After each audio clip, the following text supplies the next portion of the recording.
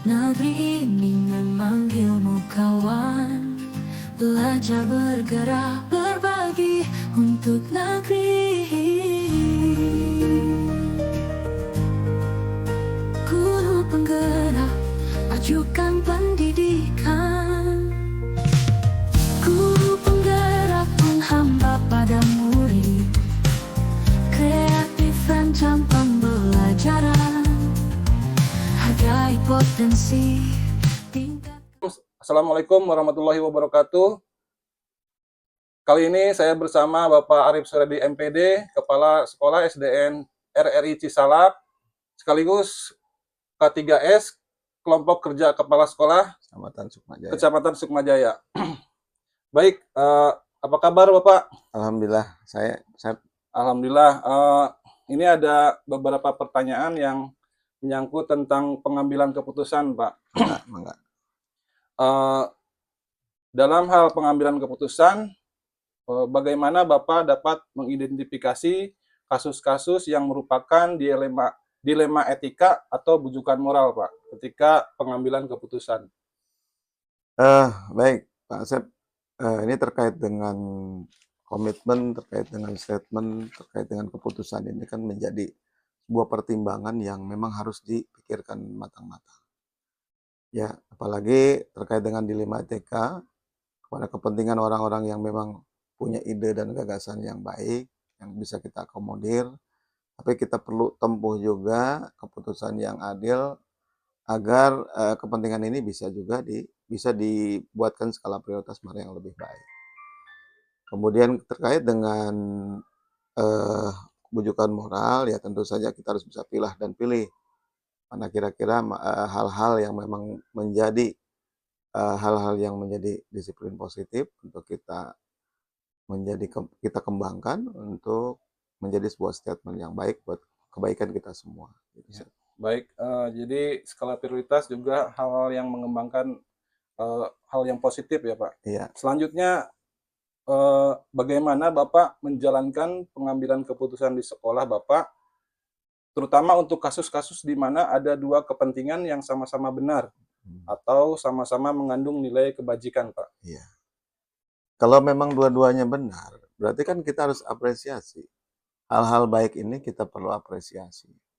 Tetapi kita juga tidak bisa mengambil keputusan sendiri. Kepala sekolah memang punya kewenangan itu. Tapi ada teman-teman guru senior yang punya kapasitas untuk kita menerima masukan-masukan. Kalau ini dua-duanya benar, tapi kita ambillah suara yang terbanyak dari teman-teman guru senior, mana yang lebih benar untuk kita pilih sebagai pilihan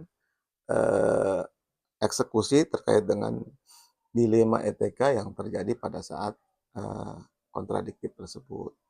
Tapi ya idealnya bisa dua-duanya berjalan, tetapi yang lebih ideal lagi, tapi kita akan memunculkan salah satu skala prioritas. Kira-kira mana yang lebih tepat untuk kita putuskan dengan cara mengambil keputusan bersama dengan teman-teman guru senior. Oke. Baik, jadi dengan guru-guru senior ya ketika mengambil keputusan. Kemudian apa Pak? Langkah-langkah atau prosedur seperti apa yang biasa Bapak lakukan ketika mengambil keputusan itu? Langkah-langkahnya. Iya jelas, ketika kita mengambil sebuah kebijakan dan keputusan, kita harus merangkul semua elemen daripada tenaga pendidik yang ada di sekolah. Kita perlu ada rembuk bersama, kita perlu briefing, kita perlu rapat kecil untuk kita sama-sama mendengarkan esensi daripada kebenaran, esensi daripada hal-hal yang akan diangkat. Dari hal-hal seperti itu kan banyak orang yang nanti akan memberikan pandangan yang ideal, mana yang lebih positif, mana yang lebih efektif ya. Tapi pada intinya ini kembali kepada efektivitas. Benar, dua-duanya benar, tapi ada yang benar lebih efektif. Gitu. Jadi nanti kebenaran yang efektif itu yang mana yang kita pilih. Yang mana dipilih ya. Oke. Baik. Kemudian dari pengambilan keputusan yang selalu atau Bapak putuskan itu, tantangan dalam pengambilan keputusan seperti kasus-kasus yang dilema etika seperti apa Pak? Tantangannya? Ya, saya pikir setiap orang pasti punya harapan, punya ide, punya masukan yang pengen diakomodir. Tetapi dengan cara kita bermusyawarah, kita bermufakat, ya dengan cara itu mudah-mudahan ya kita saling memberikan masukan, menjadi jalan keluar yang sama-sama saling menguntungkan. Jadi jangan sampai kita meng-underestimate masukan yang memang sudah baik, tapi kemudian kita menguntungkan salah satu pilihan yang lain yang dianggap itu sama-sama benar, tapi mempunyai jalan yang kurang efektif misalnya. Maka tadi perlu adanya perembukan, kita perlu adanya musyawarah, dan kita berkolaborasi dengan teman-teman guru senior itu menjadi hal yang utama ketika kita memutuskan. Jangan kita menganggap seorang leader, tetapi kita tidak menerima masukan. Kita harus menerima masukan, mendengar masukan dari orang lain, termasuk guru-guru senior, termasuk dari komite, dari korlas, dari masyarakat.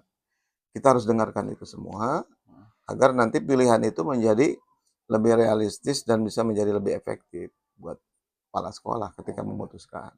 Oke, baik Pak. Kemudian setelah mengambil keputusan, Bapak ada nggak jadwal tertentu dalam penyelesaian kasus dilema etika? Apakah ada langsung menyelesaikan di tempat atau memiliki sebuah jadwal untuk menyelesaikannya ketika ada keputusan yang harus diputuskan? Atau ada prosedur seperti apa yang Bapak jalankan? Iya, kalau memang itu sebuah program, tentu ada prosedurnya, ada SOP-nya. Kalau program itu menjadi program sekolah yang menjadi arah kebijakan kepentingan satuan pendidikan untuk memutuskan salah satu program yang konsepnya ingin diadakan dalam kurun waktu 1 tahun ke depan, ya kita perlu ada SOP. Artinya kan kita perlu berkumpul, perlu ada pertemuan, perlu ada undangan, perlu kita mengajak semua stakeholder ikut terlibat. Berarti kita harus jadwalkan kapan bertemunya, kita perlu undang orang-orangnya, gitu kan, nggak mungkin spontan. Spontan. Karena supaya semua stakeholder yang terlibat bisa diundang, sehingga nanti hasilnya akan lebih efektif. Kalau hanya satu persatu kemudian nggak akan Nggak efektif. efektif ya Pak. Gitu. Baik. Kemudian apakah ada seseorang yang membantu Bapak atau faktor-faktor yang selama ini mempermudah ketika pengambilan keputusan dalam kasus-kasus seperti dilema etika ini, Pak? Ya, makanya jadi leadership itu kan memang tanggung jawabnya besar. Maka kalau di SD itu kan tidak ada wakil kepala sekolah, Wakil kepala sekolah ya. tidak ada wakil kesiswaan, tidak ada wakil sarana prasarana. Kepala sekolah juga tadi bisa merangkul guru-guru senior yang wibawanya bisa dihargai teman-teman, yang ucapan dan perilakunya bisa menjadi contoh dan bisa didengar oleh teman-teman, itu bisa menjadi mitra kita untuk menjadi kapten di sekolah. Kita leader, pemimpin, tapi di sekolah itu harus ada namanya SLT, Super Learning Team. Super Learning Team itu, kepala sekolah itu sebagai pembina utama, tapi ada kapten. Kapten itu adalah guru yang kita tunjuk, yang memiliki tanggung jawab untuk mengkoordinir guru-guru di setiap tugas tambahannya. Tugas tambahannya. Iya, itu kalau mau lihat nanti di depan ada. Ada ya, jadi Ada susunan organ. ada susunan SLT. Jadi walaupun saya di sekolah program ekskulnya ada 16, itu nggak keteteran. Iya. Karena banyak koordinator program, ada kapten-kaptennya, sehingga kepala sekolah bisa terbantu. Nggak bisa kepala sekolah menangani sendiri. Nggak bisa menangani sendiri ya, Nggak Pak? akan bisa. Kita bukan Superman. Baik, jadi ada seseorang yang kapten-kapten seperti itu ya Pak ya, untuk setiap program-programnya. Iya. Nah, dari semua yang telah kita bicarakan, mungkin ada pesan-pesan Bapak yang dapat kita petik dari pengalaman pembicaraan ini tentang keputusan dilema etika ini, Pak. Ya, kalau pesan saya sih mudah saja. Jadi pemimpin itu harus jadi orang tua. Kalau orang tua itu harus bagaimana ke anaknya. Orang tua itu harus mengayomi, harus melindungi, harus mengasihi, harus menyayangi, ya kan? Orang tua juga harus tegas ketika ada anaknya yang nakal, menyalahi prosedur. Ya kalau kita punya anak, kalau anaknya nakal, mungkin anaknya kita jewer. Tapi kalau guru sebagai anak buah kita, kita sebagai orang tua di sekolah, ya tentu harus dikasih teguran yang tegas juga.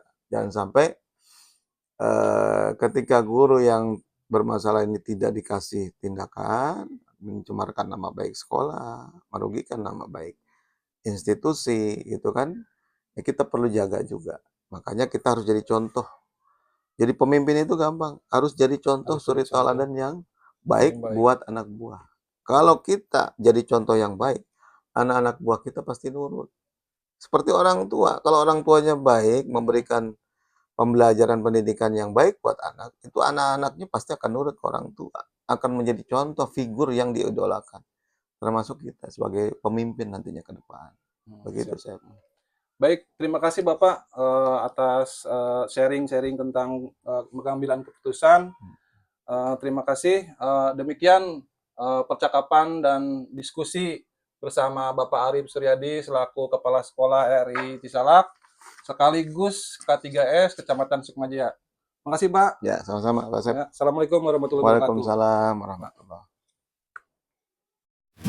Kuatkan, tegak kuatkan hati. Negeri ini memanggilmu kawan.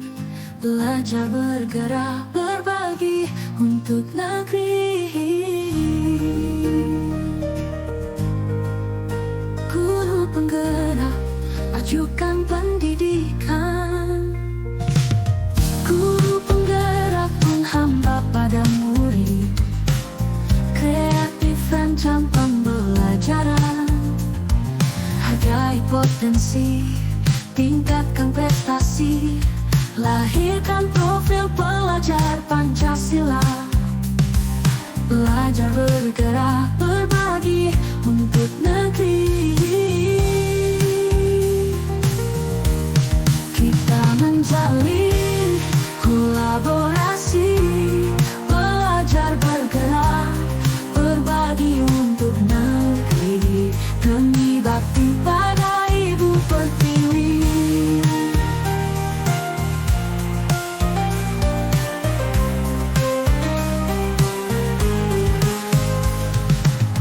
Kita menjalin kolaborasi. Belajar bergerak berbagi untuk negeri. Demi bakti pada Ibu Pertiwi. Kita menjalin kolaborasi. Belajar bergerak berbagi untuk negeri. Demi bakti pada Ibu Pertiwi.